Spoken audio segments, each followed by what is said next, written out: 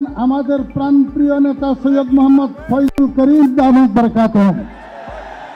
কিন্তু আমরা ইতিমধ্যে দেখতে পাইতেছি ফেসবুকের মধ্যে এক বেয়াদব তার আইডি থেকে প্রতিনিয়ত প্রচার করতেছে ইসলামী আন্দোলন আওয়ামী লীগের দালাল।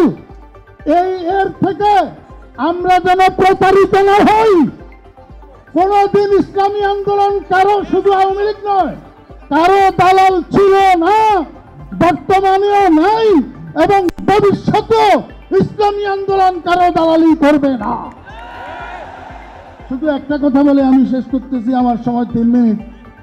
এক ভাই বিয়ে করছেন, ওনার বউটা মারা গেছে। এখন বউ মারা যাওয়ার পরে ওনাকে সবাই বলতেছে ওনার একটা শালি আছে, শালিটা বিয়ে করার জন্য। তো উনি বলতেছেন যে আমি শালিটা বিয়ে করব না, কারণ আমার বউ যেটা মারা গেছে সেটাও তরকারি রান্না করতে জানে না, একদিন লবণ বেশি একদিন মরিচ বেশি। এখন যদি শালি বিয়ে করি তো এটাও তরকারি রান্না করতে জানবে না, একদিন লবণ বেশি একদিন মরিচ বেশি হবে। আমার ভাইয়েরা, আমি আপনাদেরকে বলতে চাই, আমাদের দেশের পরিভাষায় বলে আগের বউয়ের শালি, অর্থাৎ আগের বউয়ের বোন, মানে এটা আগের বউয়ের শালি। ওই আগেরটা যেরকম পরেরটাও সেরকম।